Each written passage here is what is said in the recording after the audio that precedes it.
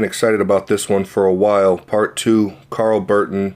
Dragin Dog Kennels. That's Dragin Dog Kennels. If you guys want to check him out, he's on Facebook. And you're on Instagram too, right? I believe I follow you on Instagram. Yeah, I'm on Instagram also. So what's going on, man? What's new? Just, there ain't nothing really ever new about dogs, is there? Yeah. Seems same thing, different dogs. I've had some great dogs pass recently, and then I was sorry to hear about Nightshade. Yeah, I've had 5 of them pass in the last, less than a year and a half. So they just got old, or what? Yeah. Well, Shade was the youngest. Nightshade. He was 8. That was a surprise. He had got some kind of rare cancer, and literally there was no vets around here that knew what was going on. So sent it off to a lab in some university, and it came back, and it was such a rare thing that it could have almost been named after him. I thought, hell, that'd be the perfect name anyway. Nightshade. Yeah. Man, that's sad stuff. I mean, that and honestly, that was a very popular dog. No, he was. Yeah. Popularity is a funny thing, ain't it? Yeah. But he got real popular. People started saying his name, and next thing you know, everybody's like, man, that's a cool dog, and I'm thinking, it's not as cool as every other dog we got. But he was cool. I did like the shit out of him. Damn it, I hated to see him go. Yeah. The other ones that passed, they were well old, no doubt. They were 14. A couple of them passed at 14. A couple of them passed at 13. So they were totally expected, Right. It was just more helping them down, but so it was a little different. So who's Mr. Popularity now in the yard? Oh, I don't know. How many dogs you running now? I haven't counted. I generally run about 20. Okay. So, I don't know who's popular in the public. I don't really ask. I mean, people. It seems like they're starting to look at a pup I got, which is odd, But people will jump on stuff pretty early, I guess. But I got a young, 10 months old now, and I've already had, you breed him, or I want to breed with him, and I'm thinking, he's a pup. Find out who he is, But he seems to be getting pretty popular. The rest, mostly I got females. I kept a lot of females, but when Nightshade died, I kept 3 males out of that litter because I thought I better stock up on some males, and I was losing my dominant dog in the yard, and I have to have a dominant dog, or they get out of control. Now explain No, go ahead. I think we spoke about something in that terms last time. I'm not sure. I can't remember the last time we spoke. Yeah, I was just going to say, if you'd reiterate what you mean by the dominant dog of the yard. Well, there's always, for my yard anyway, for my type of dogs, there's always a dog that's dominant that all the other dogs look up to. And you can tell they look up to them. It ain't like they want to fight them or anything like that. They just move when that dog moves and stop when that dog stops. Gotcha. They look up to a certain dog as a leader, and Nightshade was that leader in the yard, which is really great to have a dominant dog in the yard. That way you can concentrate on that dog, and he'll take care of the rest of your yard as far as behavioral attitudes, So, because kennels have a way of they'll work up to like insanity, and you calm them back down, Mm-hmm. They tend to feed off of each other. And after he passed, my yard went insane for a minute, So would other males typically get along with him then? They never challenged him. Never. Right. Never. They would never challenge him until he started getting ill, and that's when I knew something was wrong. He started getting challenged by the other males in the yard. Gotcha. And I thought, he's showing weakness. I thought it was just age. I thought he's showing. They see weakness in him for some reason, because he started getting challenged by several of them. And I was like, and then, but yeah, no, he would. They just follow his lead. They wouldn't do. They challenge each other, but and like I said before, maybe it's my females that are hotter than my males by far. Anyway, they're the ones hard on each other. My males are pretty cool to each other. Oh, Not bad okay. at all. Gotcha. So if you were to let how many dogs would you let out together at a time? I try not to do that. Gotcha. I try not to do that because they're a funny mix. They could be hanging out. I've had them hanging out, and they'd be all cool, and all of a sudden one of them picks up a stick, and that becomes the most important thing in the world to both of them at the same time, for some reason. Mm. So they're apt to, get into it over that stick, and I don't like breaking dogs up, and I don't like scarred dogs, so. But they live right next to each other, Right. They don't kennel fight or anything like that. 'Cause we've got everybody lined up, really. Where are you located again? I am in southern Missouri. Oh, that's right. That's right. Yep. You're kind of a centralized United States area, I guess. How's the weather I out like there? it. Nice and Ozarky. How's the weather out there? Oh, it's generally pretty good. Yeah. It's generally pretty good. It's good right now. Super right now. Nice. But I like it cooler, so I'm not a fan of hot weather. Working outside, I know a lot of people out there do that all the time, and they like it cold or like it hot. No. Clearly, they don't work outside. Right. Absolutely not. I'd prefer it cold. I'd prefer it cold any day of the year. Oh, me too. Not finger breaking cold, but man, plumb down to 32 or so. Right. That's not a problem. Absolutely. Not a problem. That's good moving weather right there, and the animals love it cold. I've noticed that. I noticed like when I walk my dogs, if it's hot out, first off, I gotta wait till the end of the day when the sun goes down so the pavement isn't so hot. But then when it's cold out, man, they seem to get the zoomies when I bring them out on the leash. They have a lot more. They're more energetic than when it's hot out. Absolutely. Have you ever, got down at their level and felt what the temperature like of the evening after a hot day? No. I mean, it is way hotter down where they live than where we stand up at. It's way hotter, and the air is a lot thicker. I never thought about that. Yeah, it's the same reason termites build their mounds up high in like Africa or whatever, Right. Because it's much cooler up high. You don't get a breeze down there. It's terrible where they're at. That's one reason I never drug dogs or anything on hot days and after hot days. It was either in the mornings or nothing. Because down there where they live, where their nose is along that ground, you got all this heat radiating from the ground, and the wind's not there. It's a terrible place they live. They're short. Yeah. So absolutely. So yeah, they're not liking it. So they really like cool weather, and they thrive in cold weather. So they absolutely do. What we think is warm to them is really hot. Now, as far as your dogs are concerned, like, what's the coldest temperature they've lived in without having to be like bundled up or like their house is bundled up? I don't know. I always put doors on my houses. I've already got them on. Gotcha. Yeah, I build these swinging doors. I made a video of it one time, how to build them or whatever, without springs or anything like that, and using a door jamb, using just a piece of wood that you built your house out of, and they open up and then close by themselves, because of the angle of the cut. But I got them on all the house, on all of them, and they just open the door, get in, and the door closes behind them, and so they're boxed up in a little box. They can stay super warm there. Oh, so that's cool. I really don't know. I don't leave them out. I mean, they get their own houses, so they are sort of out, but it's not the same. Now, I'm not with that. Now, what's the coldest it gets around there?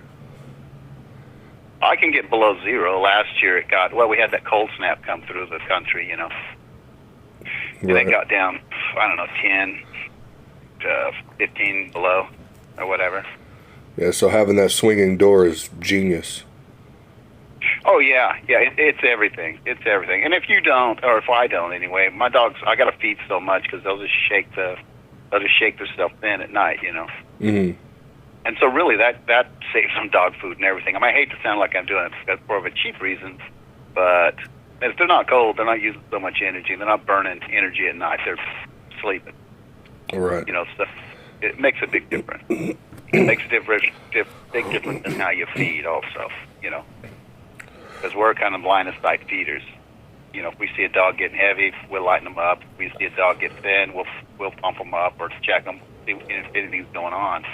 But you know, if we're always changing feed ratios. When you have that many dogs, you do change feed ratios all the time because of, you know, say the 5 phases of life. Maybe they hit out of one phase and step into another phase, and then, you know, and their metabolism changes, or some of them become active, some of them become less active, and their feed ratio has to change. You know, so we're constantly rubbing down dogs and making sure that we balance everything out. Hmm. What do you feed? What are you feeding your dogs these days? What are we feeding? Yeah. Oh, we just changed dog food. Matter of fact, we were feeding that stuff, sports mix, and that was working really well.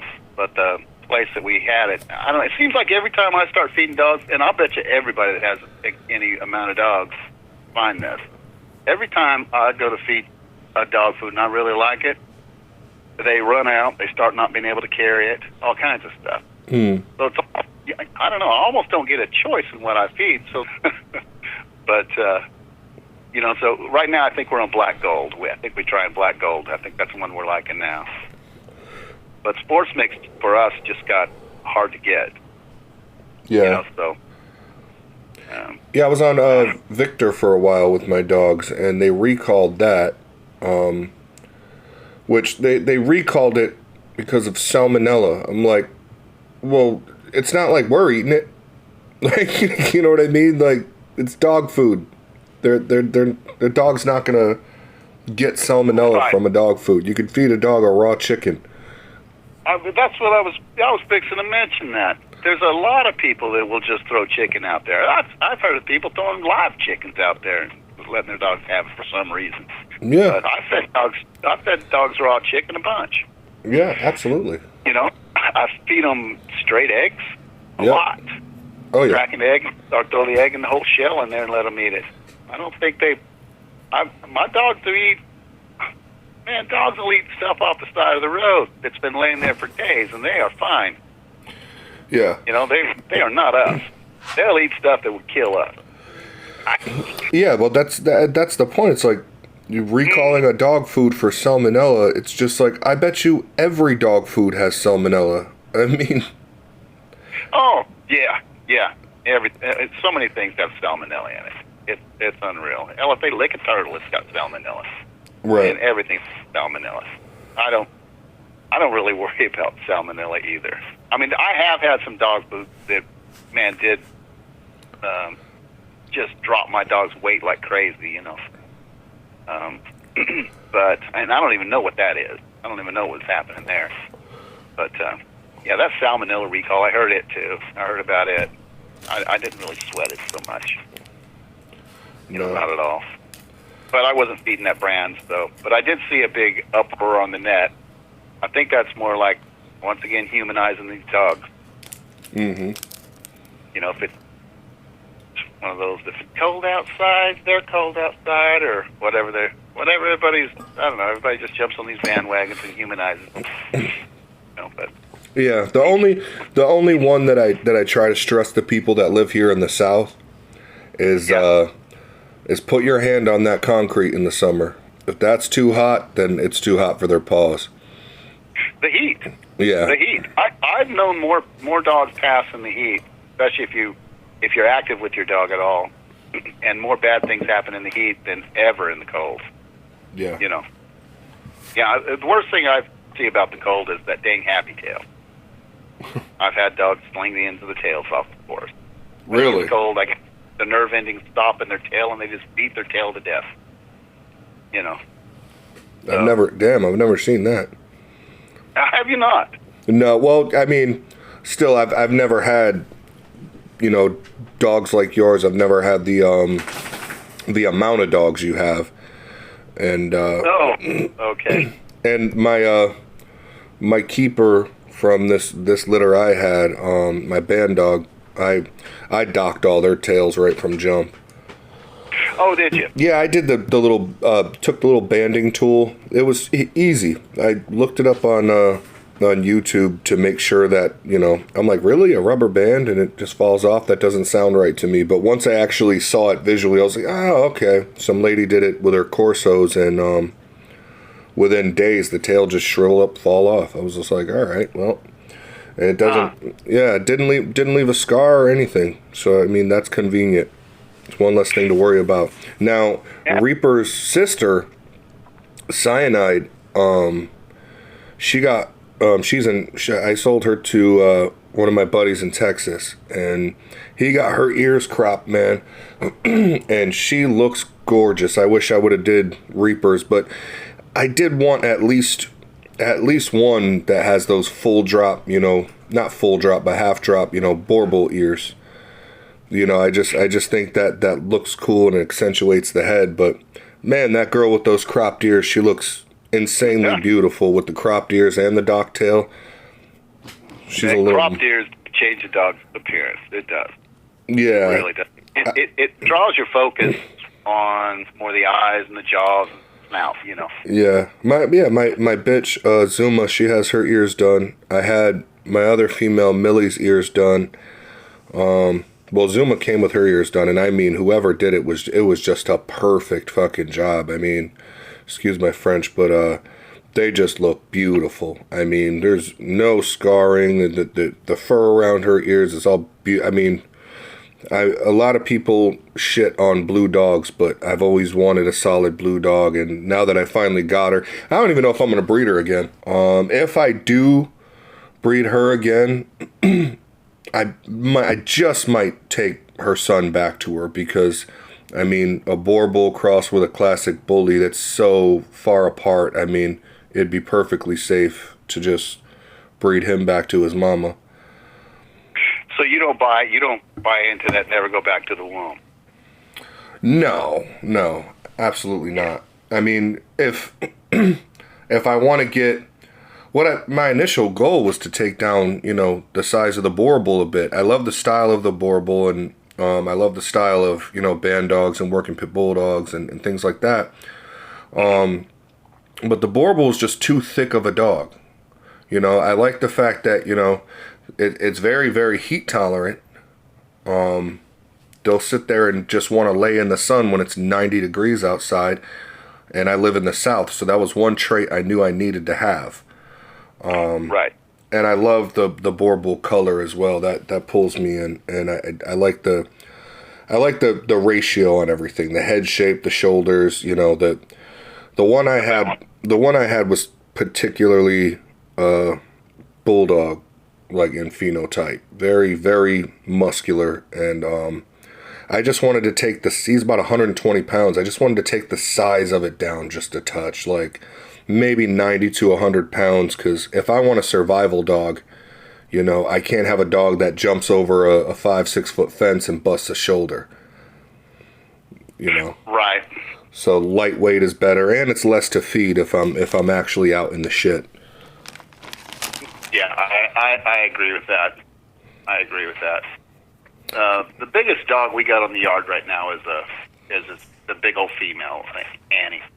And she has a tendency to jump up. She likes to hit the top of the kennel. We got a tops on all our kennels. She likes to hit and do the flippy thing and land back on the ground. And that girl constantly hurts her ACL. It's just a size thing. Mm-hmm. Yeah. Where the smaller, 80s and 90s, man, they're almost bulletproof like that. They can almost turn gravity off. Right. And hit the ground just right, and if they do fall down, they just pop right back up. Yeah, when they try to pull that flip and they land straight on their ass instead. Yeah. Or they just don't always work out. Or they just flop, plop. And yeah, then they just just bounce get back. excited, and Yeah. if the ground's wet, then they spread like a cow sometimes, and big ones do. They are limited because gravity takes its toll. Absolutely. But it's nice to know that they can do it. But putting them in a crate after that for a month and a half for them to heal up, that starts sucking. So Yeah. because you got to get them healed. But So what do you got on the ground right now, as far as puppies are concerned? Anything? yeah, I do. I got some. What are they? 2 or 3 weeks old. I took and I bred. I got a female Misty. That I took down to Florida to a dog named Cowboy, and it may be sacrilege, but and I spoke to the ADBA, but what had happened was, let's see, there's a story behind this whole thing. I tried to breed Cowboy's daddy twice. I know that dog's daddy. I know that dog's daddy, so I know the lineage of this males. And I went up to Kansas and tried twice to breed a dog. I got maybe to that dog, and she didn't take either time. So I seen Cowboy, and I thought, well, I'll take Misty to her. Cowboy's off of Nightshade and Fury. I took him down there. Had to speak to the ADBA first because Cowboy's registered as an ADBA bully. Okay? Because his daddy was working pit bulldog, and his mama is a basically Cowboy's mama is a red lion female. Okay, so I spoke to the ADBA before I made this breeding, and they said yes, you can have your dogs because of the way they're bred and the way you bred your dog. These dogs, the puppies will be working pit bulldog. That they'll be registered as working pit bulldog, which I thought great. So I went down there. I bred with that dog. And I had seen Cowboy. He was young. He was young when I first seen him. And when I first seen him, I knew what I was seeing. I knew exactly. So I went up to the boy. I didn't know him. Jonathan Trejo was his name. And I went up to him and I said, Vanessa, I got the perfect female for that dog. And the dog hadn't done anything yet. And he thought I was joking. And I said, I let him know. So I'm not joking about this. So anyway, since then, his dog's won like 3 nationals in the weight pull and this and that. So he turns out to be a pretty good dog. But anyway, I got the pups off of that on the ground right now, which pretty much I'm ushering in, which is a weird thing, ushering in Red Lion bloodline into working pit bulldog. So that's a weird thing. I don't know if everyone's going to like that, but I don't think I care. Yeah, you got to do what you want, man. They're your dogs. Now, Red Lion, that's more of a bully line, right? That is a bully line, yeah. That's straight up bully line, yeah. And the way the ADBA works, if you breed a bully with a working pit bulldog, they're supposed to just turn bully. They're allowing, which I was worried about that in the first place with the working pit bulldogs because they had us set up kind of weird. There was a small gene pool of working pit bulldogs that they said is working pit bulldogs. And then at the same time, they opened up the books for making bullies. So most all the dogs, bigger dogs, went to bully. A few went to working pit bulldogs, and the rest stayed American Pitbull Terrier. Now they had a pecking order going that you can breed a working pit bulldog because they assumed that the American Pitbull Terrier is the elite, and then they assumed that working pit bulldogs is second, and then they assumed that bullies was third. So if you bred a working pit bulldog to an American Pitbull Terrier, the puppies would be working pit bulldog. If you bred a working pit bulldog to a bully, the puppies would degrade to a bully. And I say degrade, it's just that's the pecking order that they chose, right? Mm-hmm.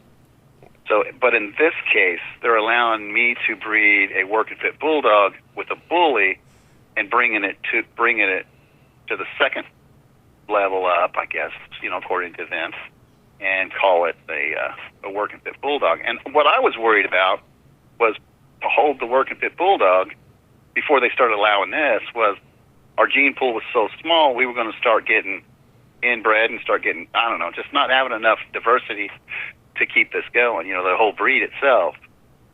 You follow me? Mm-hmm. And if we were going to put diversity in it, we would have to go down, and their APBTs, their pits, the ADBA are game dogs, so they're real thin, real light, real small. They're straight up game type dogs. Right. They're not like UKC stuff.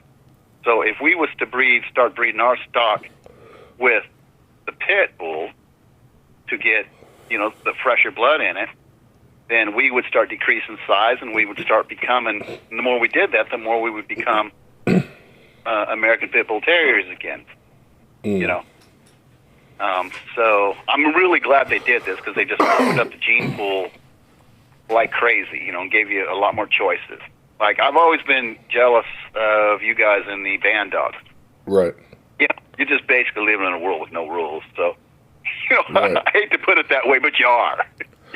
Yeah, the traditional band dog, I mean, and I don't mean the American band dog, but as they call it now, but the traditional band dog, didn't matter what was in it, as long as it would go and engage with whatever the target was, right. That's a band dog. So, I mean, you wouldn't be surprised if there's a true band dog out there with husky lingering in it, I mean, whatever will just grab it and wreck it without stopping, with some level of gameness. I mean, that's a band dog. The thing is too, my dogs aren't as tested as I'd like them to be. Which that's the reason why, for the next generation, I do plan on adding some heavy elements of gameness. I'm thinking, definitely going to get a dog from Lee Robinson. Get a bitch from him and throw it to Reaper. That's definitely one of my steps. I want to get a few. I want to get a few different bitches, but one from him for sure, because he's so heavy sorrels. So, I mean, that's the reason why, I did advertise them kind of as band dogs, but I just put my name on it, just Lawton Bulldog. That's what it is. You got it from me, so that's what it is. Sure. I'm not going to call it a mutt, because I don't like that term being applied to something I waited 10 years to do. People, that's a mutt. Go fuck yourself. Yeah. But, well, tomato, man. Right. Call it what you want, but I just put my name on it. I'm after more of a bulldog type dog. So that's just what it is. Lawton and Bulldog. There it is. And it'll improve with time, depending on what direction I decide in certain areas and all that jazz. Right. And when you're breeding, the funny thing about breeding, and I know you've made breeding, but breeding's a weird thing. You never know till you do it, And yeah. I think one of the big things about breeding, and a lot of people don't do it, if you breed something and you think in your mind that everything should be perfect and everything's lined up, and then you see that litter and you're thinking, that ain't really what I was thinking. Right. And move them. Move every damn one of them out of your way. Yeah. This is perfect. What I'm looking for. Keep a bunch of them. I may cough, yeah, but unless you have a network of people like-minded, which, man, that is hard to find. Mm-hmm. Like-mindedness for real. Everybody talks like the same, but they're not thinking the same. Right. There's language that we use, but if you can find a network, man, it makes it so much easier, because then they can hold a few, and they can hold a few, and they can hold a few, and things can happen. But and then but even at that, I think you have to. You could call them up and say, "Hey, how's that dog working out?" Oh, it's the most best fiery dog I've ever had, and your bar may be set way higher than their bar. They've never seen dogs you've seen, or the opposite. Mm-hmm.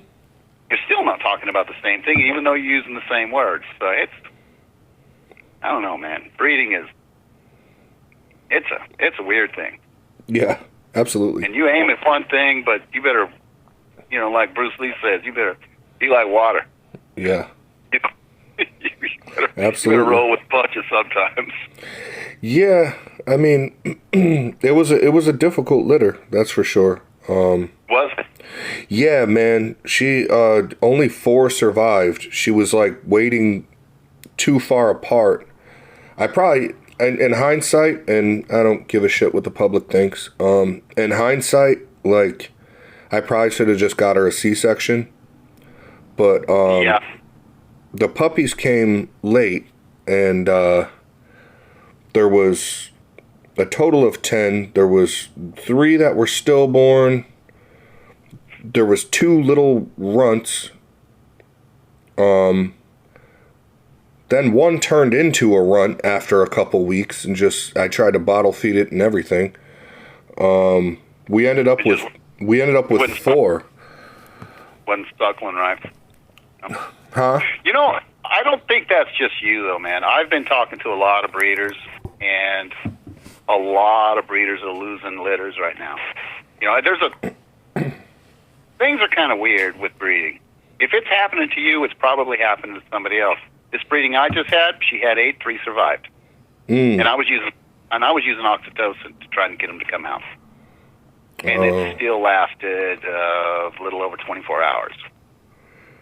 And that's 3 rounds of oxytocin. You know? Yeah, her whelping was almost 24 hours. I was at work. I was working early part of the day at that time. And the wife calls me and says, she's panting and moving her blankets around. I think she's about to go into labor. She didn't drop a pup till like 4 in the morning. I sat there in the living room and just kind of hung out with her all day. And, but I mean, at the end of it all, 4 survived, and I only personally like 2 of them. I like the one I kept, because he has more of a kind of a pit bull terrier attitude. He bounces around. He's a crazy little pup. And he's really cut and chiseled. But his sister looks the same as him. She looks masculine at 6 months. Beefy little head on her and everything. But they're both really feisty, and that's what I like. The other male, I sold him to a friend of mine nearby. He's a great dog. It's just he took on more of the mastiff size and structure and all that, which that really wasn't what I was aiming for. And then the other one, that kind of turned into a runt, but she's grown up nicely now. I just ended up giving her to some friends of ours. Are they 6 months now is what they are? They were born May 20th. Getting close to 7 months, I'd guess. Okay. Yeah. 6. Okay. Yeah, I'm pleased so far. He's Reaper's finally big enough to where he's got his own spikes. That's kind of my thing. If I have a dog, he has to have a spike collar, a black spike collar. It's just my thing. I was wondering what you was talking about spikes. Yeah, he's got to have a spike collar. I just like that classic bulldog look. Nice little spike collar. It's called bling, Eric. Yeah, bling. There it is. Bling. Yeah. He anytime I have a dog and it gets to a point where I'm like, all right, he's earned his spikes. Let me go buy him a collar. Normally I'll just have him on, just a little choke chain with a leash, trying him out. All right, he earned his spikes. He gets to be a badass now. Okay. Yeah. I can honestly say that I have never put a spike collar on a dog in my life. Oh goodness, man! If you put on one of your dogs, if you put a nice black spike collar, that my goodness, your dog's already turned heads. Well, I've always just been worried that them suckers, because they're a little pushy sometimes, and I'm just worried about them rubbing that into my legs and stuff, Yeah, I've been scratched before. I'm not gonna lie. Yeah, I don't want none of that. Yeah, they want to come up and lean right on me as closely as they can. Hi, Daddy. And meanwhile, the spikes are just pushing into the side of my leg. Yeah. Hi, get off me. And I'm in house shoes, so their claws are just, they're stepping right on my foot, and I feel a claw hit the middle of my toe. Thanks, buddy. Yeah. Well, to me, a collar on a dog, I wouldn't even run collars on dogs, but I like to have a handle on a dog. I like to have a dog wear a handle. I never know when I need to use it. Just reach out and grab the collar. And I don't know if I could do that to a spike collar without planning. Oh, well, the spikes I tend to grab out pretty fast, you know. Yeah, the spikes that are on their collars that I keep aren't like super sharp. They're kind of nubbed at the end, you know. But yeah, I snatch them by the collar when I need to. My hands never got hurt. It's not like those. It's not like those ones you know you see in these Mastiff kennels where they get these huge long spikes like from back in the day that are sharp at the ends to. It look like fighting spurs for chicken. Yeah, hanging off their neck. That just looks dangerous. Yeah, no, I just I don't do the leather ones. I do the they're almost like the collars you would use to chain a dog. You know, the thick, you know. Heavy nylon type? Yeah, heavy nylon and like 3 rows of the little spikes on it, and it just, I don't know, I just think it looks really cool on them, and they're really tough collars too. Like the one I got on Reaper was my wife's dog's collar from way back before she met me even, and it was still like you can't break those collars. Nice. Yeah, I gotta do the spikes, man. I love the spikes. Just like, hey, I'm not knocking it. I mean, I've seen dogs with spikes on them. It does look cool, but sometimes they get a little too much, though. Sometimes there's, you know, like I seen these snake skin dyed white and black, or gator skin dyed gold and black, and with the spikes coming off in it. For me, I mean, it looks cool, but for me, that's a little much. I just like a plain black spike collar. Okay. They do it a lot at the bully shows. They got these wild collars now, and they'll have like the chest harness to match it, you know, with the spikes coming off of it. And I prefer a tactical harness for my dogs if I'm going to put a harness on them at all. Well, you know what kind I prefer. You prefer that good old weight pull harness. And speaking of which, I wanted to ask you. The freight harness. Yeah. Yeah. What? It's called what? It's called a freight harness. A freight harness. Now. Yeah, it's got the spreader bar in the back to keep it off the legs, you know. So. Right. Now, when you a 2-part question. One, how do you know if you got a good one at what age? And then 2, how do you start a dog pulling? Oh, okay. You know, you got a good one, and all right, we'll start with your first one. The only way you know you got a good one is if you ain't been around it a lot. You literally have to go and pull with other dogs. You know, you don't know your dog's strong or superiorly strong until you pull with superior dogs against them. You know, but I would say, how would you know? If you've been experienced and you've pulled and you've had enough good pull dogs, you can tell real early. You can tell as soon as they start pulling something. You can see. You know, you can definitely see when you're training several of them at the same time which one is just strong, just raw, just way more power than the others. You know. Right. So that's not that hard, but that's just something that you know you gotta be around it to know that one. That one you seriously got to be around it. You know, you can watch a video of a dog and it looks beautiful pulling, but you get there, you get near the dog, and that dog it's not moving the weight. It just ain't moving the weight. And then another dog that don't even look good pulling is breezing that same weight. That other dog looks like it's beautifully pulling, you know, and slow. But so you don't know until you do it, until you get up against other dogs. But to start a dog, that's relatively easy. You basically start your dog off by calling your dog to you. You know, with nothing on it, and then you just get the little harness on. You call your dog to you. Then you put a little bit of weight on it. You call your dog to you, and you just do that every day. Just a few minutes a day, that's all. Just a few minutes when they're young. A few minutes a day, and you can increase the weight every once in a while. You increase the weight. And don't do anything real fast to them to shock them. You know, don't mess with their minds. Don't try to rush them through it. Just let them do it. And the next thing you know, and you keep doing it, and you keep building up, it's just a slow build up. I hear a lot of people talking stuff about, oh man, 8 weeks old is too young to train a dog. It's not. Because they're not going to pull like a professional bulldog at that age. They're just coming to you with nothing. But that's your training. Come.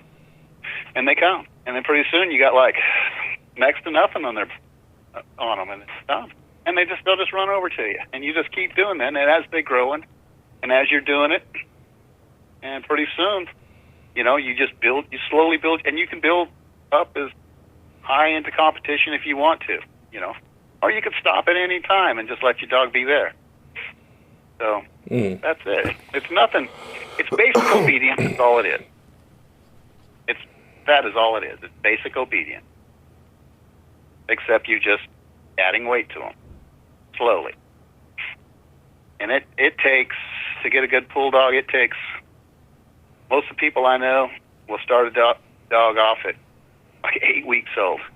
And they'll do it every day, and I don't mean crushing their dog and working their dog out. Training is not working a dog out. They're training their dog.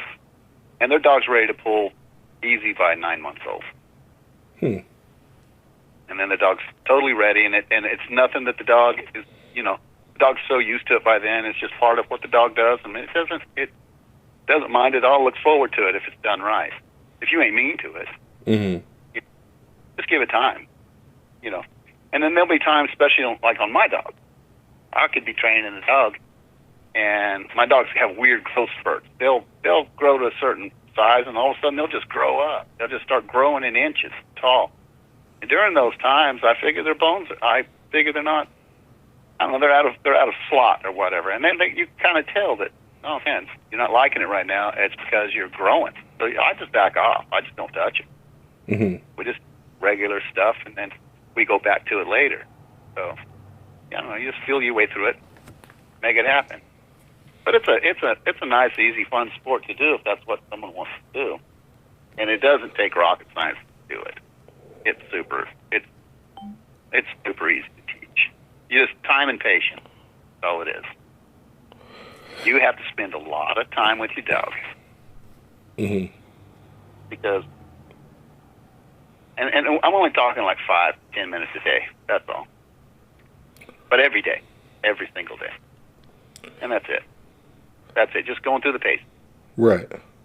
Going through the pace. Constantly go through the pace until it's so redundant. It gets so boring to you, but it's not boring to the dog. So, you're doing your job. You're a coach. Dog's the athlete. So you're always looking for the dog's mentality. You want to keep that dog's drive up. You want to keep that dog into it. You don't want to bore that dog. That's the worst thing you can do is bore a dog. You make it bored, and they don't want to do it. So just don't bore your dog. It's easy. You should try it. I was thinking about it, just as something to do with the dogs, especially... Even if you don't compete, but you don't have to compete, it's such a great workout for your dog. If you're going for a walk, like I don't know how much you like to walk, but if you go for a walk, you're going to walk your dog. I'm off my dog. Man, if you could just put a harness on them and they're just, they can drag, I don't know, ever how much weight, I don't know what kind of grass you got, but say 60 pounds behind them, right? Oh, you can go on a much shorter walk, and they can get a way better workout because they need way more than you do. They're young, they're strong, they want to do something. You can go on a short walk with them while they're dragging, and they think nothing but going for a walk with you, and they are nice and worked out, building their muscles, building their hip muscle. Everything is getting better, and just unhook them, and you have worked your dog out really well, and you've got a little exercise yourself because you don't got to walk fast. Right. I usually take them, and I always do this at nighttime, like midnight, 1 in the morning. We hit the neighborhood. We go around this one block usually 3 times, and by then they'll usually come in and clunk out, because I walk really fast and I make them walk fast. A lot of people, that I understand. Most people with, a house pet, they want their dog to walk nice on the leash. I like my dog to pull on the leash, because it, You know, it's giving my legs a workout, and it's giving their shoulders a workout, and their hind legs a workout. You know, I actually encourage my 2 dogs to pull when we're walking. Now, okay, so you would love it because that harness will hurt them less than if you was using a walking harness or a collar. Oh, and okay. Because it's made especially these harnesses that you use to do weight pull. Okay, I've seen how the walking harness stuff are made. These harnesses come in narrow. They give them full mobility of the front shoulders, right? Mm-hmm. So nothing gets in the way. And then there's nothing over the rear. There's no down pressure. There's no anything like that. What you're doing with your dog would actually be better if you drug. But the only downside is people Mm-hmm. seeing it and saying, "Look if you did."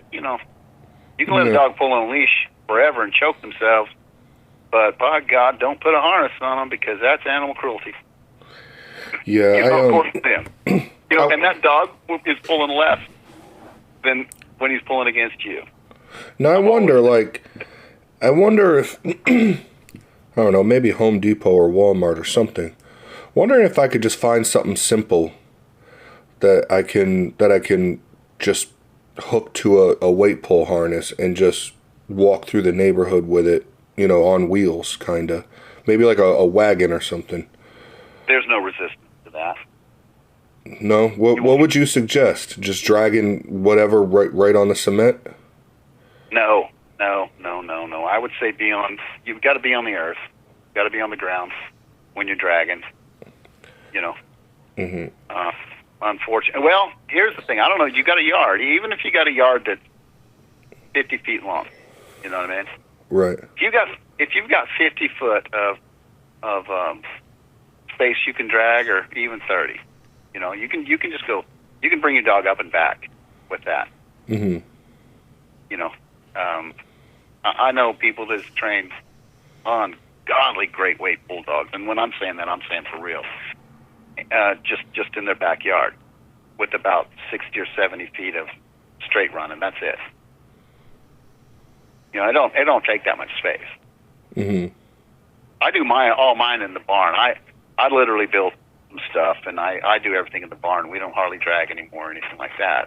So I kind of went, I don't know, higher tech on everything. When you pick out a weight pull harness, what should you be looking for? What are the price tags? Is there differences? Is there brands to stay away from? Weight pull harnesses. Yeah, that's a tricky one because all weight pull harnesses that are worth anything are custom made for your dog anyway. Mm. Any harness, because you'll send the dog's measurements, and we got a person right now that wants to send us a weight pull harness, and they want us to send the measurements and then they want to send us the harness, and then if we like it, then we can purchase the harness or whatever. If it changes their dog's style and brings them down and does everything they said it would, it's a new harness maker, and they're wanting their harnesses in certain people's hands or whatever. But I mean, there's some old harness makers out there that's really good, but a lot of them are a little picky, seems to me, about who they make a harness for or whatever. I made my first harnesses for my dogs. I just went and bought some like ratchet straps, Mm-hmm. and I just hand made them, and I hand sewed them, and I made 3 or 4 of them, and I started pulling dogs in them. Mm. But that's the thing. Anytime you're talking about a weight pull harness, they're specially made for your dog's exact dimensions. Gotcha. It's not an off-the-shelf thing. Gotcha. It makes it sound weird. It makes it sound harder to get into, and it kind of is. But anyone with any ingenuity can make their own. Right. So basically, you're just trying to keep the straps going down the sides of the dog. And okay, I see what you mean here. There's a bar at the end keeping the straps separated. That's off of the dog's rear leg, yeah. Yeah.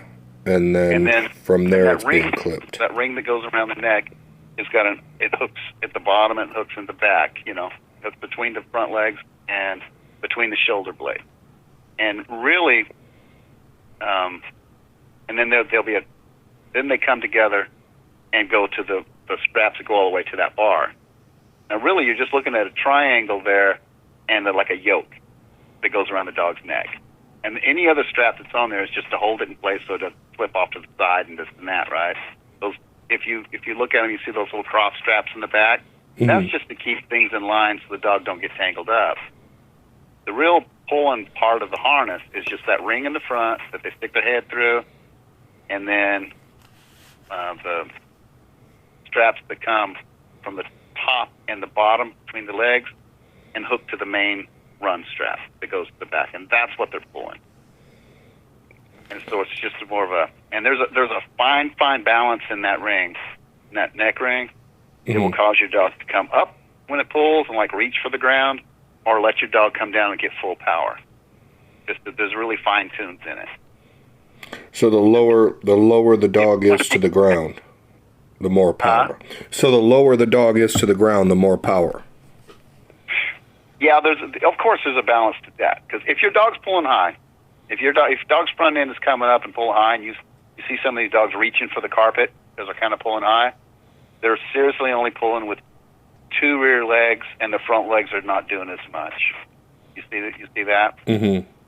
So you want them to be all four feet planted firmly on the ground, so they can do what they do. You know. Mm.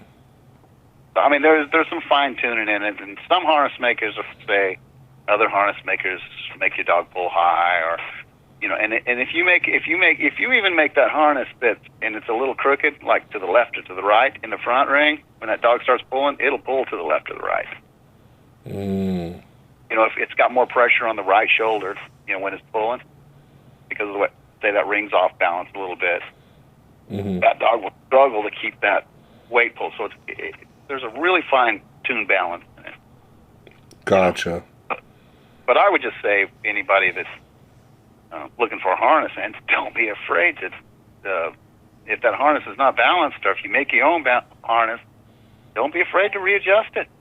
You see your dog pulling to the right, adjust it. You see your dog pulling high, adjust it. You know, just tip that neck ring a bit, one way or other. It's not really that big a deal. It's pretty safe. It seems it's not complicated. It's not complicated. But so how many of your dogs out of all 20 do you pull? Do I pull competitively, or have I trained? Do you pull? Trained them all. You trained them all. Okay, so basically, out of the ones you trained, you select which ones you want to put in competition. I've learned a long time ago that competition is one thing, but there's campaign. Which ones I want to campaign is the thing. Mm-hmm. Which ones I want to take a trip with and spend the weekend with, and which ones do I enjoy pull the most? You know, that's what I choose. I chose doing weight pull because I just looked for a way to, I don't know, these were weight pull dogs when I got them. You know, they come off of weight pull lines, and I thought, well, you know, if I got a hound dog, I would hunt raccoon. I've got weight pull dogs, so I'm going to test and prove my dog in the weight pull game for a bit, right? Mm-hmm. So I did it more of just a proven thing that, okay, is my stock any good? And then I put them out there and I compete, and just to see if my stock's good. And I don't compete with all of them. I train them, and then I'll pop one out and we'll pull it for a while, you know, or whatever. And we don't even pull for that long. We pull for like maybe 2 to 5, from 2 years old to like 5 years old, and that's generally, you know, 3 or 4 years. That's all we compete with the dog anyway. And then if I ain't got a good look at them by then, you know, I'm not watching. Mm. So that's really what I do. I bring them out. If I think they're really nice, I'll bring them out. Mm-hmm. And if I think they're average, I won't bring them out. If they're not, because I got 20 dogs, I can have competition at my own house bigger than most pulls. Mm-hmm. You know, so if I want to see which dogs are good, I can bring them out and I can do a thing here in my own yard, and then say, okay, well, we'll bring this one, see how this one acts out in public, and blah blah blah, whatever. So it's, I don't know, it's just a choice, and I do it because whatever's most fun at the time, really. So when you say are testing and training all your dogs, yeah, that's another factor then, how they act out in public. That's another factor, how they are in public. Mm-hmm. Yep. That's a whole different thing, because when you keep a dog in a single yard the whole time, and then you carry them somewhere and you bring them out in public, and now you've got all this outside new information with these dogs. That tells you a lot about the dog too. Do they have confidence in public, or are they a little nervous in public? And even nervous, whether they're scared or they just don't understand what's going on. Most of the time, they don't understand. They've never experienced it, so they don't know what everybody's up to. Mm-hmm. So yeah, that's just part of it. So yeah, when you get in public, you can find out sometimes that your dog ain't the dog you even thought it was. Right. But think about it, if they're trained correctly, no matter how they act, you hit the track, all of a sudden something just clicks. And they say, oh, okay, this is what we're here to do. Mm-hmm. And then they just do their thing. And then they basically settle down. Once they have, basically, how giving a dog a job is one of the best things you can do for a dog? Mm-hmm.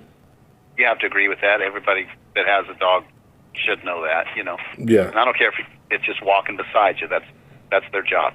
Mm-hmm. Once you bring a dog somewhere, even if you got a bit of a dog that's not unsure, and you start doing that dog's job, it's amazing how they just settle down anyway. And then they're just as professional as any other dog that you've been pulling. So, because they know what they're there for. Gotcha. That makes sense. Yeah. Have you ever? It's all about the job. Have you ever tried the wall climb? Yeah, I got one.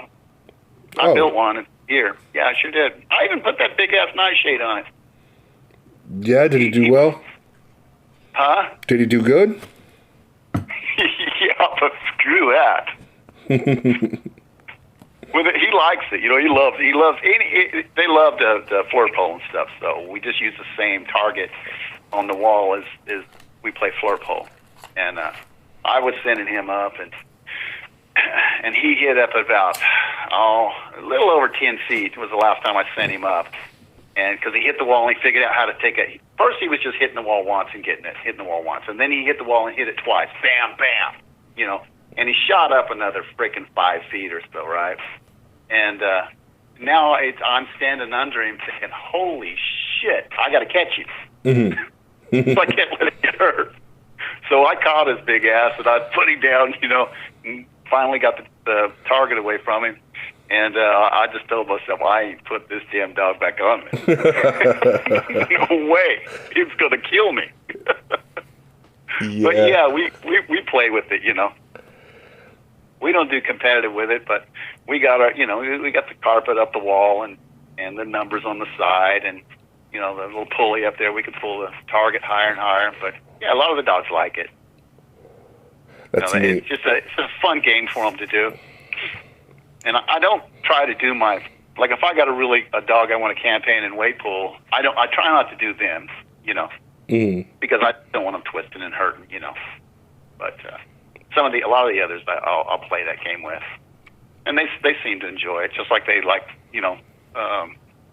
spring polling and fur polling, normal dog stuff that you play games with dogs, So yeah, we do all that stuff, but I dang sure don't say it's working the dog.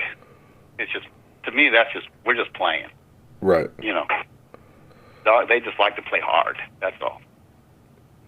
But now, do you use slat mills or carpet mills? yeah, I built. Yeah, I do. I got a couple carpet. I don't have a slat. I use carpet because let's see, aerobic and anaerobic. I'm more into the anaerobic stuff, because it suits what we do a little better than aerobic exercises. So Aerobic meaning more wind, anaerobic meaning more strength, more pull? Yeah, anaerobic. Yeah.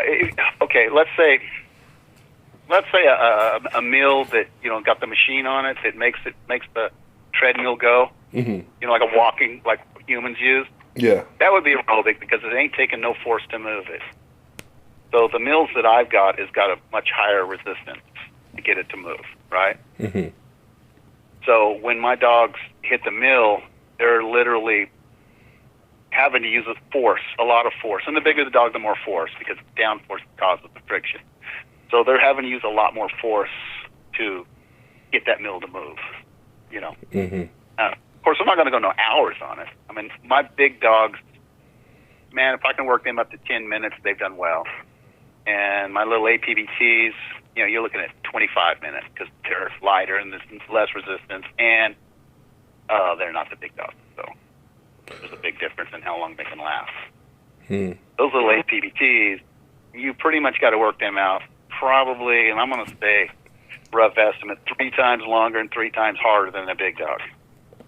Because you ain't even touching the surface if you run through the same time. Those dogs, those game type dogs, their stuff goes deep, and you got to get deep into it to start working your dog out. It's where my bigger dogs, they're big dogs. Their stuff don't go as deep. They can't go that long. So you still have pit bull terriers on the yard? Oh, absolutely. Yeah. Oh, Yeah. cool. I don't talk about them. I don't put them on the thing a lot, but I got them, and hell, I think the last pool I went to, the Nationals, I think other people have them. People get them all the time. I think there was 13 of my dogs there, the Nationals. Very cool. And most of them were the pit bull, American Pitbull Terriers. Yeah, I got a nice stock of them, but I just got lucky with them. I got with some good people, and they put these dogs in my hands, and man, they are just really nice. They are really top of the line. What they are. Really What lines of pit bull terriers you got? Willie Make It. That's right. I never seen any articles on that one. On Willie Make It. Yeah, I mean, I'm still learning, but about all the game lines and whatnot. But well, there was everybody knows Eddie Eddington, right? You've heard of him? Yeah. Okay. Eddie Eddington developed the Whopper line of dogs, right? Mm-hmm. Okay. Eddie Eddington, at the same time, was also developing a small line of dogs. Okay. The Willie Make It dog. Okay. Both designed to do the same thing. And that's pretty much what I'd have to call these dogs is Willie Make It because they're Willie Make It through the lines. So there we go. Gotcha. It's basically a line off of Eddie Eddington stuff, just like the Whoppers. Just like the whole Working Pit Bulldog breed, really, was started from that guy's vision of his yard. And these are the little monsters that came out of it. And they're really good and really cool. Yeah, I mean, no matter what, man, I can't not love a good pit bull terrier. I mean, me personally, I need a bigger dog, but man, those are great, right. Man. Those are great little animals. A buddy of mine, they really are. I really like it. It would take, and I always say this, it would take me perfect breedings to get my big dogs where these little dogs are. 20, 25 years of perfect breeding.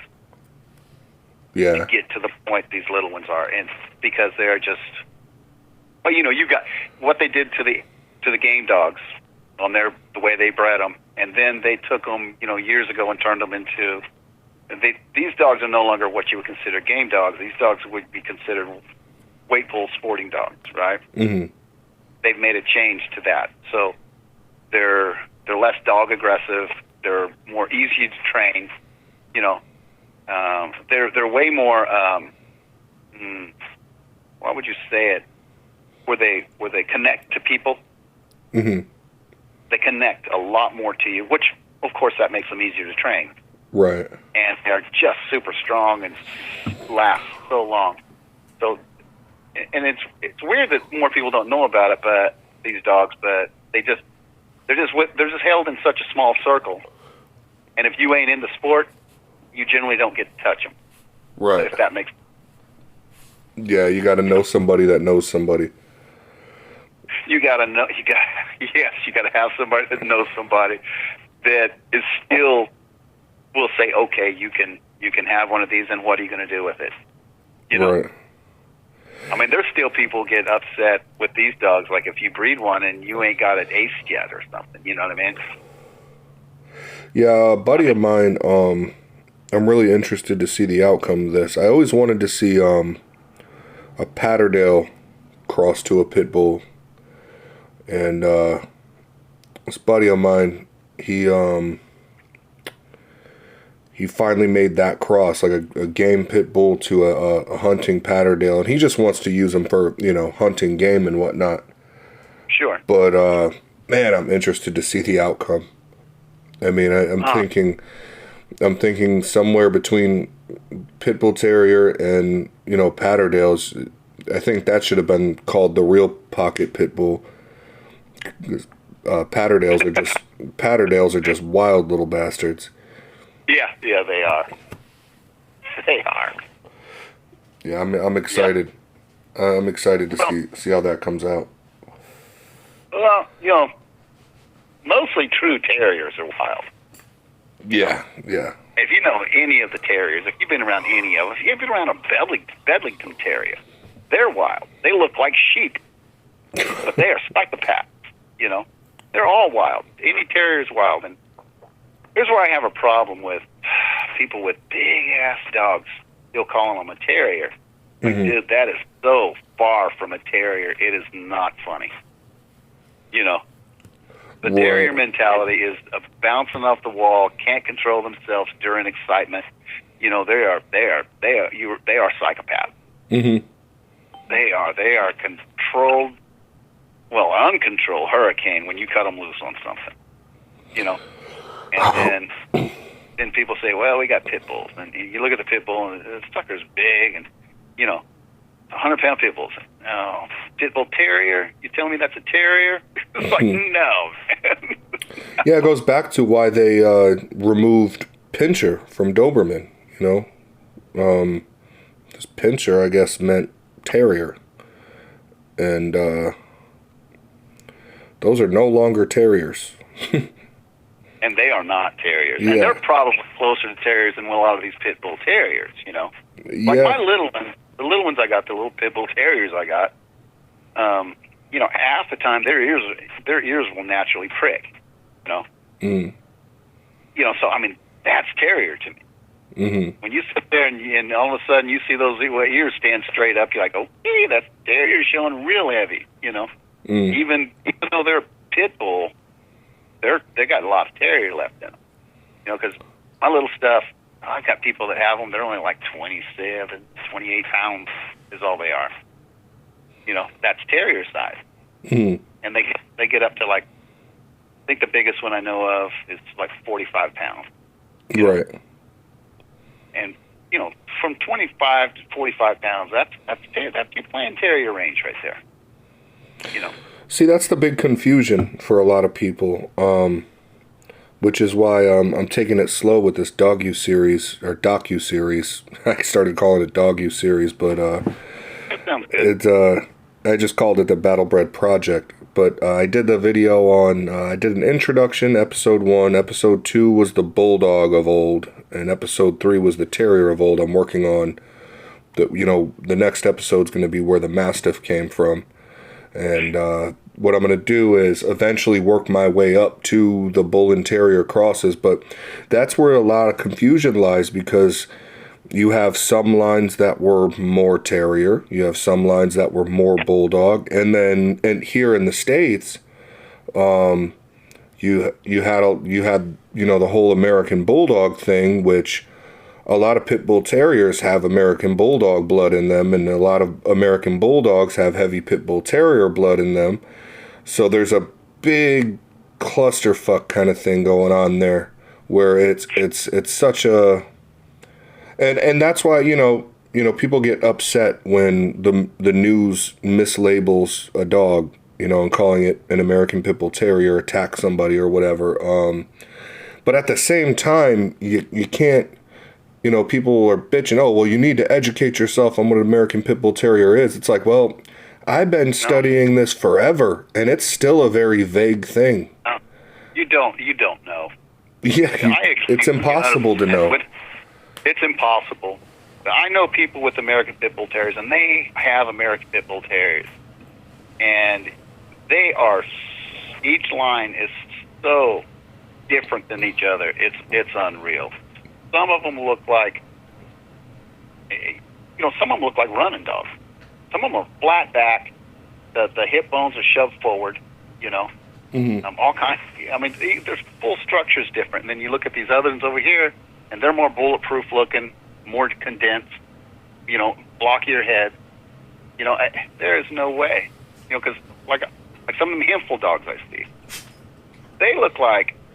To me, it looks like. I don't want to burst anybody's bubble or do anything bad here, but they look like Pharaoh, like they had some Pharaoh hounds shoved in them. Somewhere. What line is that? The Pharaoh hound. It's an Egyptian running dog. No, I know that. I mean, like, what line were you talking about? Oh, like the Hempel, the old family red-nosed Hempel type. Oh, okay. Right? Gotcha. And then you look at others to where they say some of the Eli dogs, has big, heavy, giant canines. Where did that come from? And that's in their line. That's their line. So I kind of understand where a lot of people would say, and I've heard this a lot of times, that the American Pit Bull Terrier is not a breed. Right. It's more of a concept. It's more of a direction. Mm-hmm. But far as a breed, it really, I almost have to agree with that it's not what you would call a true breed. There's too many different lines, because when you're talking American Pit Bull Terrier, or you're talking Working Pit Bulldog, that's true in that one too. Mm-hmm. You literally got to ask, and nobody says, "Oh, is that a pit?" They ask, "What line? Mm-hmm. What line is that dog?" Because that directionalizes their mind on what that dog is built from. Right. It's always about the line, and then they'll say, "Well, I did, like you say, sorrels crossed with Hempel and a little, the Eli in it or whatever, right?" And so in their mind, they can visualize. Okay, I see what this dog is. I see what that dog is. Not it's a pit bull terrier. It's like, wait a minute, I'm going to need more than that. You know what I mean? I'm going to need more than that for this breed, because they're a little complicated. Yeah, definitely. So when people say they need to educate themselves on it, are they? Do they? Because I don't think you could ever. I think it's too confusing anyway. Yeah, I was trying to find a short and sweet way to you know what I mean? I mean, I guess the only thing you could say are solid breeds from it. I mean, there's like you said, American Pit Bull Terrier is many different lines, but then you got the Amstaff, which is pretty much a breed. Then you got when the UKC stuff is closer to a breed than the what you would call game dog American Pit Bull Terriers, the ones that built the reputation. Well, that's kind of what I was getting at. I've had a lot of people, pretty much at my throat in the comments, well, there's only one true American Pit Bull Terrier, and that's the game dog, and blah, blah, blah, blah, blah. And it's like, well, I look at it this way. The dollar bill has value. Why? Because enough people stand behind it and believe in it. It's just a piece of paper. It does, yeah. But whether you like it or not, there is the ADBA sport type Pit Bull Terrier, but there is also, and they hate it when I say this, the UKC show type American Pit Bull Terrier. They hate They hate it. They hate it. They hate it. I got to a point where... Well, and if you want to be fair with that, Eric, UKC has been around longer than ADBA. So there's been the UKC, American Pitbull Terrier, which the phrase was coined in the U.S. anyway, and I think they're the ones who coined the whole phrase. So which one is the true American Pitbull Terrier? Is it the traditional, or is it the ones that UKC moved into the show range? See, I didn't. I didn't know that UKC and the title of American Pitbull came before the ADBA. Yeah. So wait, let me make sure I got this right. So the UKC came first, and they called it an American Pitbull Terrier before the ADBA existed. Yeah. Oh, see, I didn't know that. As far as everything that I've ever seen or read or talked to, UKC was first.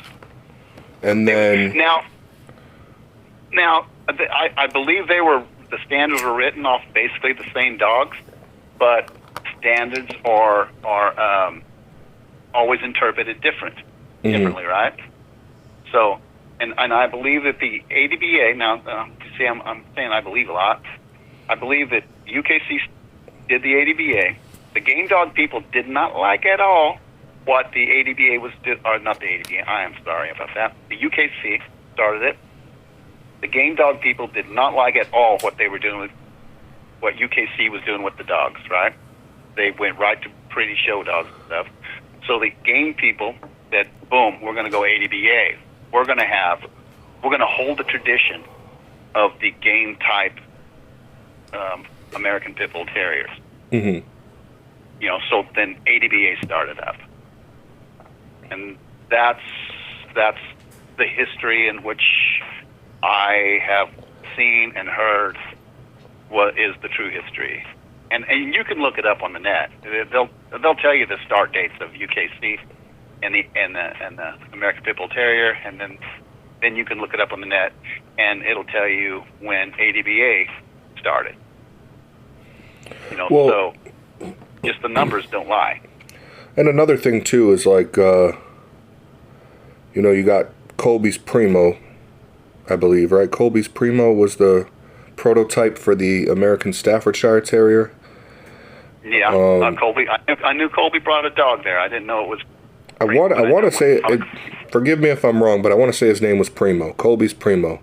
But a lot of times today, I'll see dogs that are dual registered as American Pitbull Terriers in the UKC and the AKC as an Amstaff.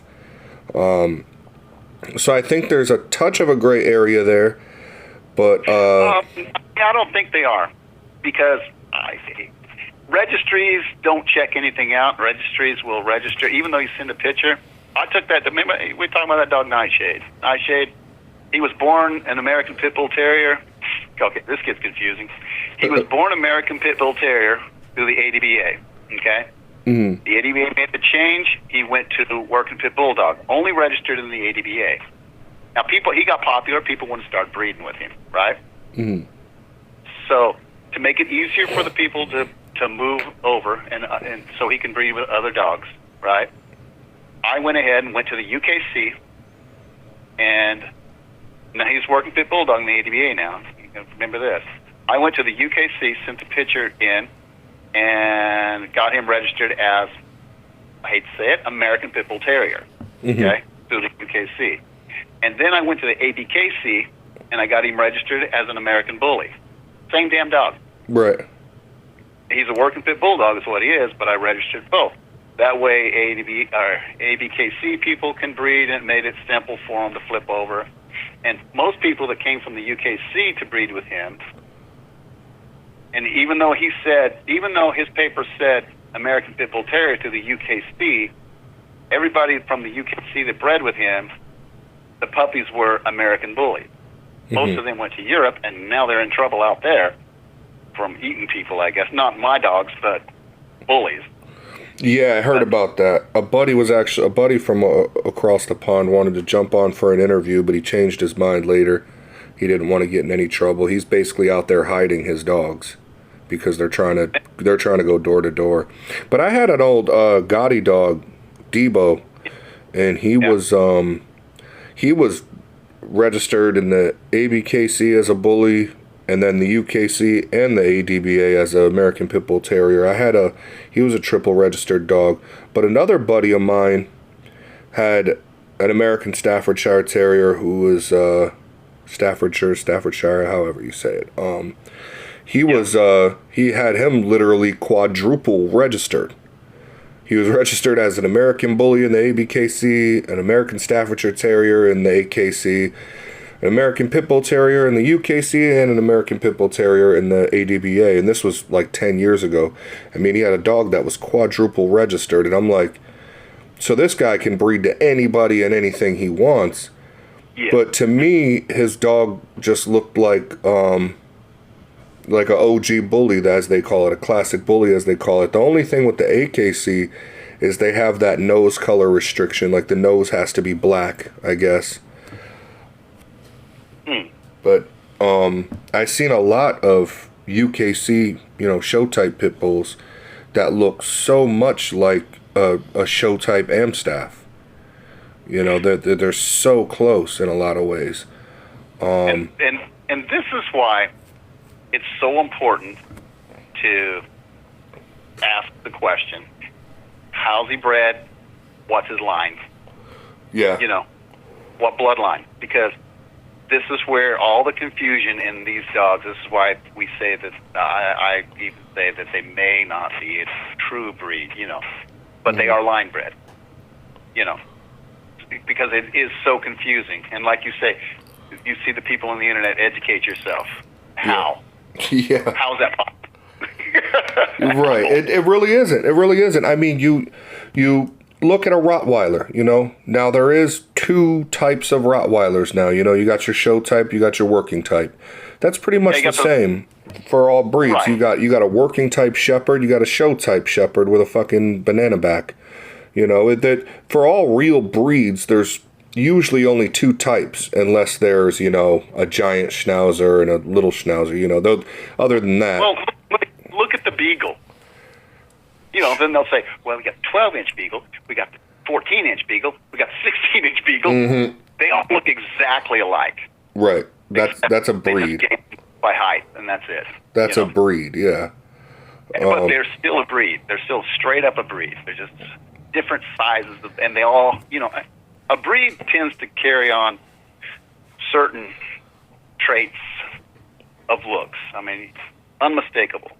I once took one of my dogs down to what was called a Mysterious Heritage. We had this fun show of dogs, right? Mm-hmm. Mysterious Heritage.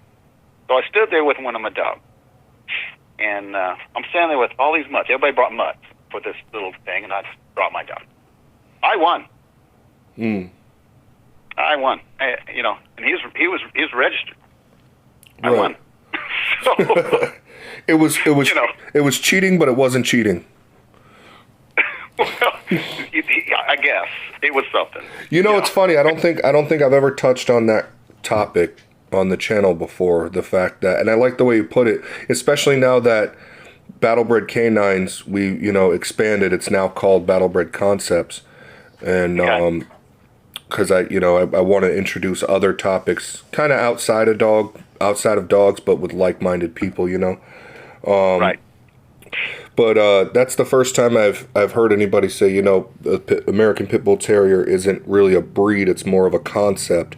That's perfectly fitting, and I think it's the first time anybody's ever really brought that up on the channel, because now that I'm sitting here, really thinking about it, like I said earlier, like you said earlier, what line? And like I was saying earlier, this one's more pit bull. I mean, this one's more terrier, this one's more bulldog. There is such a wide spectrum when you use the word pit bull, and I know we kind of went over it already, but man, now that I'm really sitting here thinking about it, it's definitely more of a concept. I mean, hell, you have some American Pitbull Terrier lines that don't look far off from a Staffordshire Bull Terrier. Well, 90, I like to say 90%. 90% of these dogs are purposely bred. And when you purposely breed something, and not everybody breeds them purposely for looks. They breed them purposely for this sport or that sport or this or that, you know. And then there's a whole mess of people breed them purposely for looks. You're going to get all kinds of variation. Yeah. You know? Even though they say, "Oh, don't breed for looks," well, that's still purposely bred. That's still a direction in breeding. Oh, dude, I'm completely spoiled, and I've admitted this. You know, a lot of people say you shouldn't breed for looks, is only breed for function. I'm like, well, I'm spoiled. I want both. You breed for everything. Yeah, I want a dog. I want a dog to look like. I know I'm doing kind of a band dog thing, but I want my dogs to look like a bulldog. I want a bulldog. You know, yes. Those traits. I want people's jaws to drop. Yeah. When they see dogs, but I will breed two not traditionally looking dogs if they are exceptional at a sport. You know, they are exceptional at what they do. Absolutely. You know, I'll breed a not good looking dog to another not good looking dog because, oh my God, they are exceptional, and I don't ever want to let go of that performance. You know. Yeah. And then but I'm not going to lie. I'll take those pups out of it or whatever when they get old enough and run them through something pretty. Yeah. Oh, yeah. I'm not lying about it. I will try to straighten up the looks too because, you know, I made up my little, I don't know if it's the motto or saying or whatever, but on my shirts and stuff that I make of it. It does say head turners and track burners right on it. You know? Oh, cool. Head turners and track burners. You know. That's neat. So I'm into. I like the colors. I like the looks. I like the performance. I like the mentality. I like kennel manners. You know. Explain what you mean. Explain what you mean by kennel manner. Kennel manners. Yeah, you get every once in a while you get one of these dogs that they get excited. This is worst case scenario kennel manners. Like, I don't like a dog that's constantly trying to break out. Of course, I don't like that. But I don't like a dog that, man, will just get excited, force a poo out, and then run through it. Right. That's just bad kennel manners to me. You know, Gotcha. they just keep their kennel nasty. Most of my dogs keep their kennels really nice. Mm-hmm. You know, they will keep their kennels nice. They're easy to go clean up. You know, everything's in one little, because we'll clean a couple times a day, but it's not been tromped through. And then we got a few others that, oh my God in heaven, they're just nasty. You know, and that's kennel manners to me. And either they do it or they don't. And if you breed two dogs with bad kennel manners, most of the time all your pups are going to have bad kennel manners. You know, they're gonna bark a lot. They're gonna, they're just irritating, and you know. And I'm not saying that, you know, we don't get our dogs out a lot, but they do live in the kennel. I'm not gonna lie about that, you know. Right. They have their space. They have their place, and I really like them to keep it tidy. It's kennel manners. Absolutely. And that's important. Absolutely. I see what you mean. You know. Yeah, that's kind of what I'm aiming at is, you know, getting some property of my own, and you know, I don't know if I'm a G like you or Lee Robinson, where you guys can have so many dogs. I don't know if I could do that personally, and so I give hats off to guys who can. That's a skill, being a true dog man. I don't know. I think my limit would probably be like 10 dogs, but yeah, I think I'd keep them outside. You know, like. I'm not alone in this, and I don't know Lee, but he's probably not alone either. You know, we're not 100. I'm not 100% alone in my kennel. Right. My wife is with me 100% on it, 100%. But going back to like having them like outside, I think that's important. Like, don't get me wrong. If I had like say 10 dogs, I would rotate them, you know, hang out with one for a couple days in the house, and I'm sure you do too. But I do. Yep. But I want them to be a dog. I want them to be able to handle the elements. I don't want to put them outside and then you start noticing your dogs breaking out in hives and sneezing a lot and all that shit. And I noticed that a lot in certain bully lines, that they'll put the dog outside in kennels, and the next thing you know, the dog's breaking out. doesn't like to be in the rain, like it'll just stand there and look sad instead of going to its doghouse. It's like, dude, you got shelter. Like, I see. It goes back to what you were saying. The ADBA, like, it's no disrespect to the bullies, but you know how they're the most high is the American Pitbull Terrier, then the Working Pit Bulldog, then the American Bully. I could see why in a lot of ways, and I'm not knocking the bully guys, but in fact, I just did an interview not too long ago, and he pointed it out as well. He's like, man, some of these dogs that don't even have papers that I've had, you could feed them any food under the sun, put them in any element, and they're just fine. I mean, they can handle anything. But some of these top of the line, grand champion bred show dogs and all this, you switch up their food once, they're breaking out, their stool is runny, you know what I mean? Like, they're just fragile animals. Yeah, that's a lot of upkeep. I don't know if I could have a kennel like that. That sounds like a lot of work. Yeah, it's just, and I think it stems from a lot of, like you were saying earlier, people humanizing dogs. I think a lot of these, I'm not going to say all of them, but I think a lot of, the bully owners, they turned more into, like they're calling them the companion breed now, and I think they turned them more into indoor, sorry to say, soft animals. Hey, I was here at the house, and a buddy of mine came up, and he's got some great bullies. I mean, he's doing so good in the show ring and this and that. And he comes up, and he pulls his bully out. He's going to put him on the track. And I got kennels, and my dogs are firing up because he just pulls up and pulls a dog out, right? Of course, my dogs, they're excited. So he brings him in the barn, and he takes this bully, and he stands this bully on the track. And then he walks back to his car, and I'm in the barn. I'm looking at this dog, and this dog ain't moving. This dog ain't flinching. This dog don't care that my dogs are fired up or anything. Yeah. He comes back in, he mills around, and that dog never took a step. Not that he's super trained. That dog didn't care. Yeah. I'm thinking, that is a true bully right there. I know of 10 dog. I know of about maybe 10 camps at the most. Now, I talk to hundreds and hundreds of dog people. I know maybe 10 camps at very most of American bullies that I like. And they all range from usually classic type to athletic XXL type. Or XL type. I'm sorry, not XXL, XL. But those are and it's just that handful where I like what they're doing. And one thing I didn't like was, at the start of the American Bully, back when I was growing up, I said I always wanted a blue dog since I seen one, but those dogs would take care of business. They weren't soft. They weren't, just a companion animal. Like, these dogs would bite you to protect their owner, or if you broke into the house or whatever. That's what guys were breeding them for back then.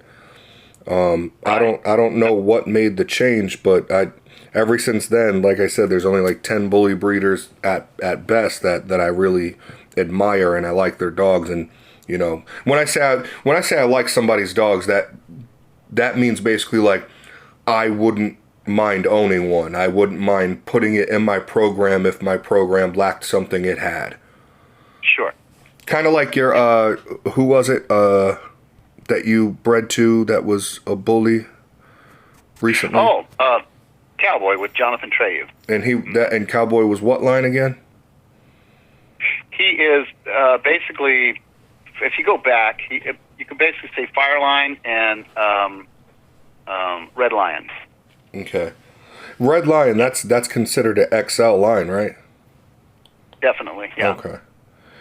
So what traits does Red Lion have? Like, are they protective?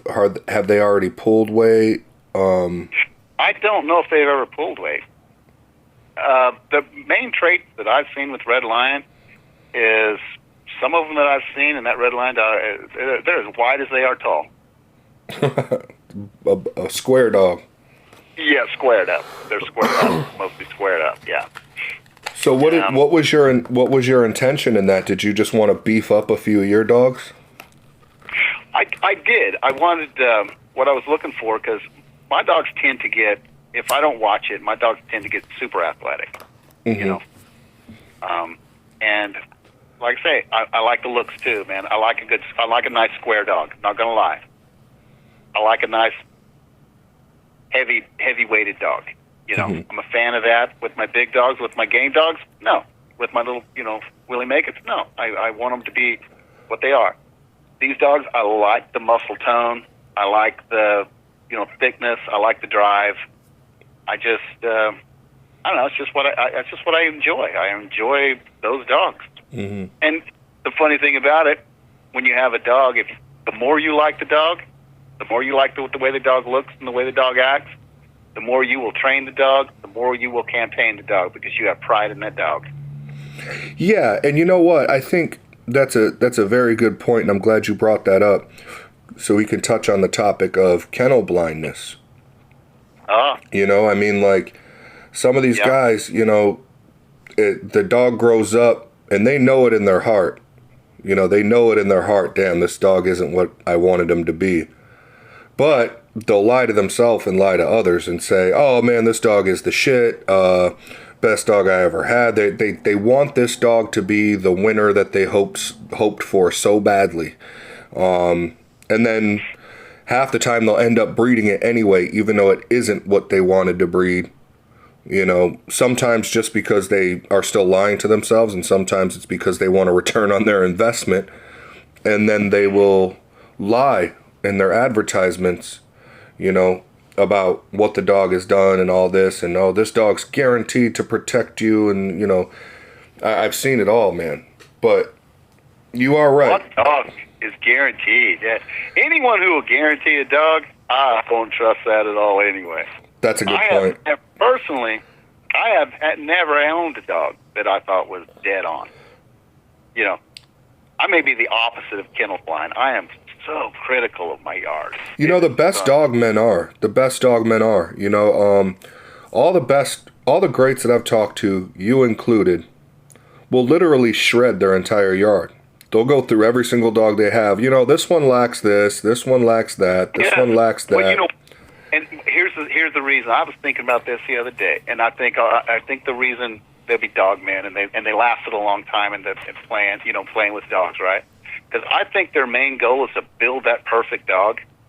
And if you ever build that perfect dog, you've reached your goal, and what do you do after that? So you're on the quest for a perfect dog the whole time. Mm-hmm. You're constantly on that quest for a perfect dog. You'll never reach it. Mm-hmm. You'll never reach the perfect dog. You can make some great dogs.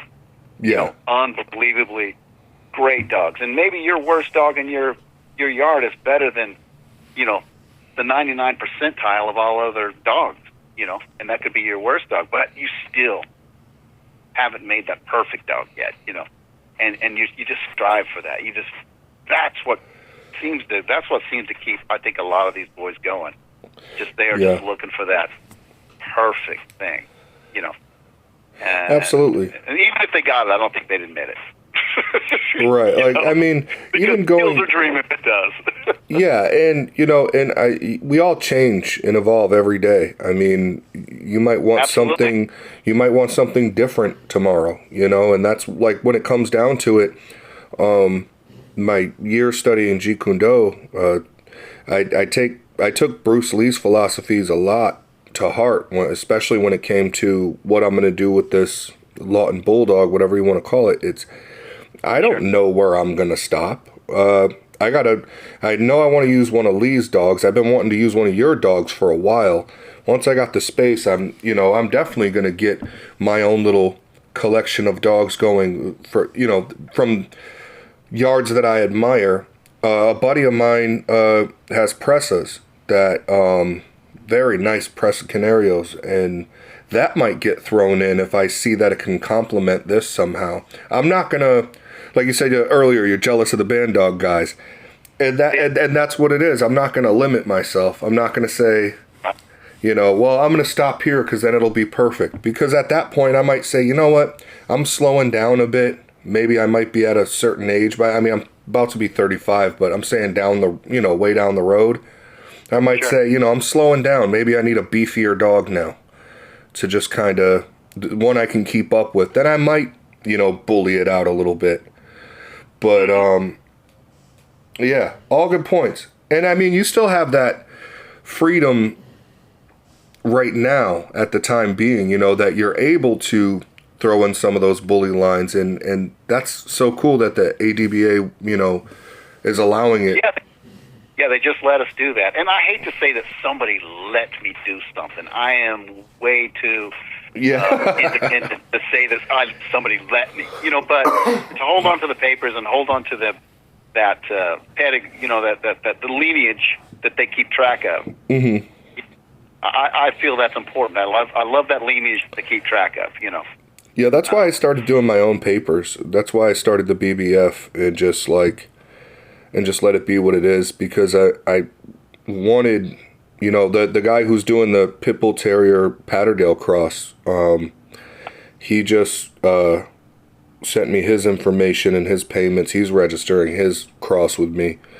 Okay. Because that's one of the things I am stressing. Well, number one is, they're your dogs. You have the right to be creative. Yes, I'm going to be a little, strict on what exactly this dog looks like. Unless you call it something of your own. But outside of that, I want to go back to, a phone call away and a handshake, Oh, you got a dog off this guy and you want to register him with me? Well, let me give that guy a call and make sure he actually sold you this dog, Right. And that's why I'm keeping it small too, so that everybody's in my contacts. Like, yeah, I'll be able to tell if this guy's, full of shit or not. But yeah, the paper people out there. Yeah, there is. Paper hanging. I mean, hell, paper hanging is still the reason why the American Pitbull Terrier is only a concept, and it's hard to really call it a pure breed. Oh, absolutely. Absolutely, but here's the thing, that paper hanging, if I've never done it, I've never actually done it, but I get the reasons for it, if I was doing, let's talk the game dog stuff, right? Mm-hmm. Let's talk back, when they were doing their game dogs and they were developing their line. Now say you're out there and you're doing your thing, and your dogs, you've got great dogs, man. You got great dogs, but they're wearing out, right? They're getting lactic acid buildup in their system, and you can see them stiffening up, and you see them wearing out, and then they just get tired. The other dogs ain't, and then so you start thinking to yourself, oh, what can I do now to stop the lactic acid buildup? Well, you're gonna put you put a whippet hound in it, right? Mm-hmm. Because they don't build up lactic acid like other dogs do. The Pharaoh hounds don't build up lactic acid. There's the running dogs don't build lactic acid. That's the reason they can run forever. Okay, so you put a little of that in it, and then you keep the dogs. You put it in it, stop that. So you literally made a better dog. You know what I mean? Sure. And then you go back to what the dog should look like and the power of the dog. So paper hanging can be a tool. But at the end of the day, it's not going to be a breed. Will it make a better dog? And done right? Yeah, it will. That's not a lie. It'll make a better dog. Because you can reach out into other gene pools that had been moving different directions, and you can pull some of that into your line. And I understand that. I mean, that's all well and good, but like, from the customer's perspective, it sucks.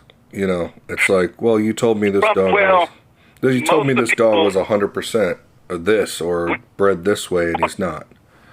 From what I've seen the customers, they're after looks anyway, and they're after popularity. When I see this net stuff, when I see that they're regurgitating all of these Kardashian dogs as hard as they can. Dogs that are popular for the sake of popularity. Mm-hmm. And so they'll regurgitate all these names. Oh, this dog's got that. This dog's got this. This dog. And has the dog done anything? Has that dog done anything? I'm talking more performance on it, to make a better performance dog is a better dog. He said Kardashian dog. As far as a pretty dog, and a sellable dog, because too many people are all about the dog is a valuable dog because I say it's a valuable dog, and that makes the dog better than the dog. Mm-hmm. Well, it don't have as much to do with the dog as it does with your hype and campaigning. You're a great hype. You hype that dog up greatly. That thing, it's good on you. Each to her own. You took some beautiful pictures of that dog. Good on you. You bought the dog off of some popular dogs. Good on you. So you got the popularity came with it automatically. Hype came with it. So now you put a big price tag on it. And of course they'll say that's a better dog. And which it is if that's what you're doing with your dogs. That's purposely bred. I'm not saying that ain't it just as purposely bred as building performance dogs. They're purposely bred also. So is the ones that are bred for selling. They're purposely directionally bred. Whether you like that or not, or whether you don't like that, or whether you like 50-50 in that. That's the beauty of it. That's all up to you. 100%. So I don't know. Still, even the ones that are bred for profit are going to be paper hung. And it's not fooling the customers, like you say. But if the popularity comes with it, they got everything they wanted. And I am not promoting paper hanging. It sounds like I am right now in my own mind, but I'm not. Right. No, I hear you. I'm just saying that I understand the concept of what people are doing. You know what I mean? Right. And you're not going to stop them anyway. Right. People are going to do what people are going to do. Absolutely. You'll never stop them. You'll never stop them. I heard you on an interview the other day talking to a guy that had bullies and talking about a lot of the bullies will try to move to Working Pit Bulldog. And as much as I hate that, and I start getting contacted by people like, did you hear, blah, blah, blah. Yeah. They're talking about, moving bullies over to Working Pit Bulldogs. And I just started explaining to everyone, dude, you're not going to stop it. Right. I'm afraid that the Working Pit Bulldog will go the way of the bully. And if it happens, you're not going to be able to stop it. It's going to be a big freight train steamroll thing. And there ain't nothing you can individually do. What we do is yard. We maintain our own yard. We stay purposeful for our own yard and let everybody else do what they do. And that's the thing, too. Like, I agree 100%. And on top of that, I also fear that, the term band dog is starting to get too popular. And, it is. And that thing jumped. Yeah. That thing jumped. Yeah. Yeah. But anyway, before we wrap up, is there anything you wanted to touch on? Anything I wanted to touch on? The only thing I was really thinking of was the difference between protection, because you was always into that, protection dogs and guardian dogs. Mm. The real difference between that. But other than that, I hadn't even thought of anything. I've just been moving along on my daily basis and doing a thing, when you said we was going to talk. But that would be the only thing. Yeah. Because this Europe thing kind of kicked it off. Because from what I've seen, because I am not anti,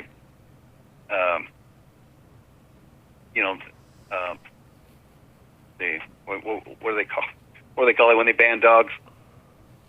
I am not 100 against breed selective legislation or whatever it is, breed specific legislation. Yeah. So I am not 100% against that.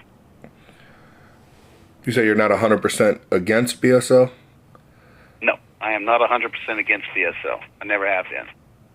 There are some dogs. There are some breeds of dogs that are more likely to really hurt somebody in the wrong hands. That's for sure. Well, when you start moving a lot of these breeds into the cities, to the really heavily populated areas, mm-hmm. It's not a good idea. And then when you start teaching them bite work, when you start teaching protection and you don't know what you're doing and you're just making a mean dog, because bite work got real popular, man. It got real popular, and everybody and their brother thinks they can train bite work because they can make a dog bite something, Mm. And it's not teaching a dog to bite something; it's teaching the dog to do it exactly when you tell them and let it go exactly when you tell them. Mm-hmm. They're not teaching that. I see them teaching mean-ass dogs, and then walking them up and down these cities. I've seen that. I looked at a bunch of videos in Europe there, in the UK, and every time I've seen a video of something, it was some mean-ass dog doing some kind of bite work thing and attacking people in a populated area. You know, they're bringing these big old monster dogs in there, teaching them, making them not scared to attack people, because that's all you're doing is make them not scared to attack people. And there you have it. You're going to get, then the dog's going to make its own choice one day. Mm-hmm. I think that's one of their main problems, is they are teaching these dogs or encouraging these dogs to do this, and it's just backfiring on them. Backfiring. Yeah. And to where, like I said, a guardian dog is quite different. They're quite different. They're 100% different than a protection dog. And I think guardian dogs is what people want. I don't think they want protection dogs. But they don't know the difference of it. Absolutely. So there's my thing. I live in a place here, a lot of people have goats, a lot of goats. And you see a lot of, oh, dang it, my mind's not working right. Guardian. You know, the Great Pyrenees. You see a lot of Great Pyrenees out here. And now they're guardian dogs. Great Pyrenees are guardian dogs, the best guardian dogs out there. They're not protection dogs, they're guardian dogs. You know, and they never bite anybody. Just don't go mess with the herd. Don't go mess with the goats. And you'd be perfectly fine. And they just live wild out there with the goats. Right. Yeah. I mean, I think people definitely need to learn to differentiate, you know, protection dog from guardian dog, or even like and protection can be broken down a few different ways too. I mean, you have property protection versus personal protection, and then you have the commercial aspect of that, where, you know, a dog is guarding a warehouse or a junkyard or something like that. Well, yeah, but you would not take the dog that you trained to guard that warehouse or whatever and walk him through the streets, especially off leash. Oh, hell no. No. You wouldn't do it. They know the difference. And the problem is these people don't know the difference. They'll train these dogs like that, and then they'll walk them through the streets to show off their pretty, pretty dog.